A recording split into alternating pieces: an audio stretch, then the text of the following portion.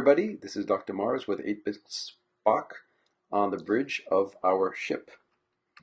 Greetings from Vulcan, Also known as New Zealand. Middle Vulcan, Earth. And today's show, we're just going to muck around on our new bridge that we've been working on. It is work in process, and we've got all sorts of things going on here. I've installed a new elevator that I'm trying to get working, and in another episode I hope to show how that elevator is working. Of course, we have to sync the sound, though. Let's do that right now. I'm just going to put a brick down and break it. Oh, aye, Captain. Shall we give the viewers a taste of the screen there? Aye. Oh, Yeah, aye, Captain. I think so. Hold on. I got to break this brick to know where the sound is syncing. 1, 2, 3, break. There. That hopefully will help me sync the sound. Because we are recording on Skype, and we only have 10 minutes, so... Oh, aye, Captain. Well, look, Captain, I think the viewers want to see the screen that Scott has been making. So anyway, this foremost is that all these buttons have no command blocks directly linked to them. Mm-hmm. So we're using detect for aesthetic reasons, and I hope you like our impressionist view of Sulu and Chekhov's station, with obviously the captain's seat over here. Once again, the captain's seat, he can turn on the red alert, he can make it yellow alert, and he can turn off the alert because he's the captain. And you like our captain's seat. It's actually made the... I want to turn on power. Dr. Mars, can you please demonstrate how we turn on the circuit's power? I want to show them this particular power source is actually done by 2 fill clocks that alternate with each other, and in doing so can process a whole lot of command blocks by copying them into each other. So we'll go into that in more detail later, but just to give you a glimpse, down here is where... Down where? Where are you? Oh, okay. Actually, if you want to follow me, Dr. Mars... But don't I have to turn the power on first? You want me to do that on... Yeah, we'll do that later, because this here, it's important for all the Starfleet cadets out there to know that on board this ship, Captain, Mister, we have a whole lot of command blocks that are being run in series from the bottom to the top and then going right down again. And we're copying each layer of commands into these 2 fill clocks on each alternating cycle. So think of it as an alternating current way of processing, 16 command blocks at a time. Perfect for doing visual display on our screen. So with not much further ado, can you turn on the power, please, Captain? Bridge power on. So this is going to kick in this fill clock that's just down here to the right. It's basically a fill clock where Dave is copying out, as he just explained. He's copying out the code that's in the floor below, and it'll be copied out to this location. So we're making a dynamic fill clock. I don't think anyone's ever done that. I've never seen anyone do that, but let's turn it on. There you go. It seemed a good idea at the time, Captain.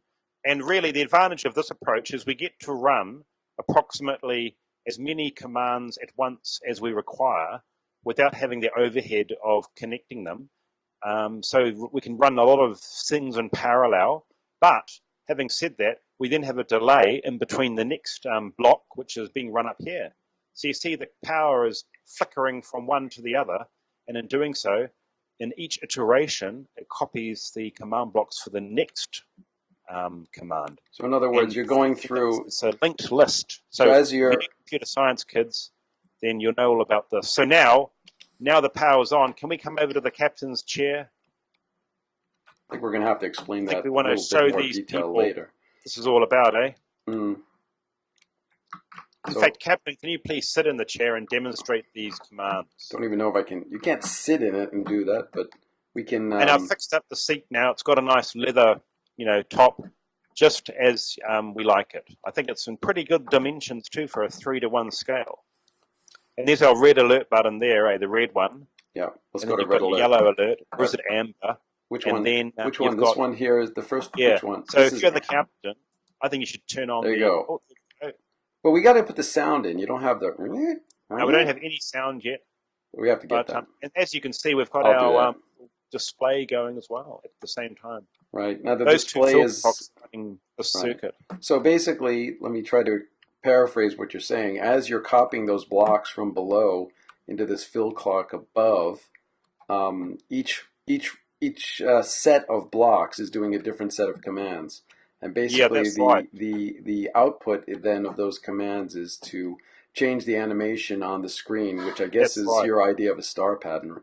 Yeah. So Um, we've got about probably 10 or 11, maybe 10, maybe 8 frames on this animation sequence, which is right. being run by our 2 fill clocks. And those 2 fill clocks are Mm, not only running this screen sequence, but they've got some command blocks that are never being mm, replaced. They're built in. And right. they're the ones that are detecting the status of these buttons. So when the captain Red alert. turns it on to red alert, it knows that he's pressed the red button, and it actually changes this display here too. So the And display just to pattern suit, is different now based on the fact that we're at red alert. yeah, so 'Cause, we're at red alert, and I mean, I see that. we could actually also change the display as well. So what I'm thinking, Dr. Mars, is this display is going to be basically the computer readout of the ship, and we're going to have so many different pre-programmed sequences that we can, show on the screen. Yep. It could be very useful for the classic Star Trek scenes of when they're orbiting the planet and so on.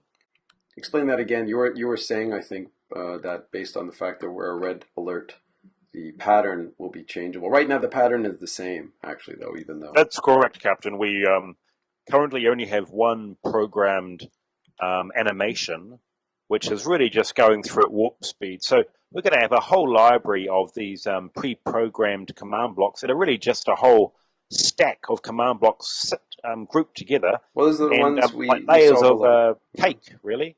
And And we've got and 9 layers, and we've got 9 different scenes. And and now, and let's yeah, explain one other thing. That the reason this is actually why we have to do the things like this. People would say, "Well, just make another fill clock." We don't have the space for infinite fill clocks in the ship. Is the problem, and we have to find ways of getting more code into tight areas. And this idea that you've come up with lets us just stack code right next to each other, in that's fact. exactly right. And And you don't have to this care exactly. about having, you don't even have to manage the fill clock. All you have to do, though, but you are copying it based on an offset of this armor stand, correct? This Exactly. armor Using stand. the armor stands as offsets means that the code also uses the armor stand, one that has been created right next to the display, Right. which is really just an old-fashioned cathode TV inspired by, and that's really what the Star Trek And old where, generation. and the offset is for Screen. where's the offset? Where's the armor stand for I think this the armor stand that I created is hidden just behind this block here. I'm this not one? too sure. I think it's here because that would be the bottom of the XY sort of coordinates, so to speak, of Okay. the So two-dimensional grid that I we're can, using. I can probably And so, just yeah, we're just basically doing tilde, tilde, tilde, which would put you right at just this spot here. say Yeah, at E, and there's a way you can see if there's something in there. R equals, let's say 2, and then high. No, I don't see anything in there. I said it again. Let me go 4. definitely somewhere here. Otherwise, it would have been very Uh, hard to have easily done this pattern. I see I must primary. I see stress primary visual display.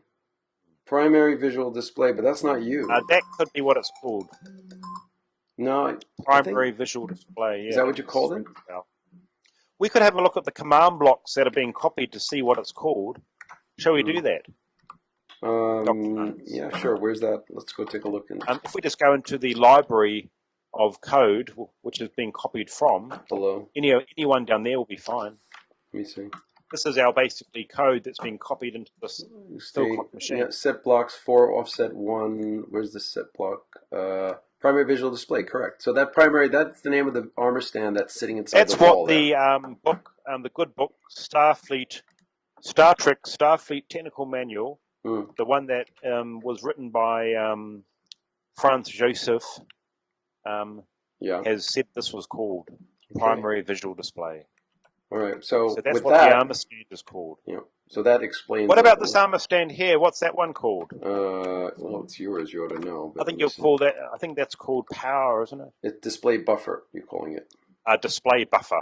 Well, there you go. So just like the old Atari 2600, we also have a display buffer, don't we? Or is that display buffer really just one scan line, whereas we've actually got a whole XY grid, so we're a little bit more advanced. So Well, maybe anyway, we're more comparable to the NES, to the Super, no, to the NES. What do you think?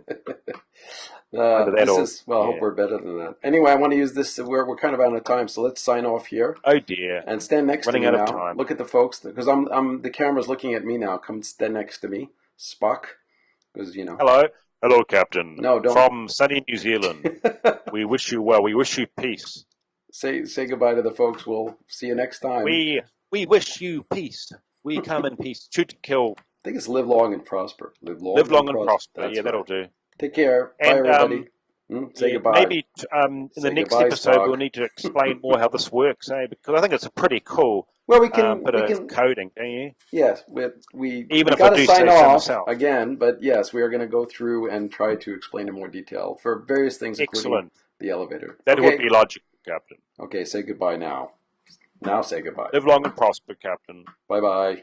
Bye, I everybody. hope J.J. Abrams puts you in the next movie. He We're in better. it. Yeah, I had a call. We're in. Good. Good.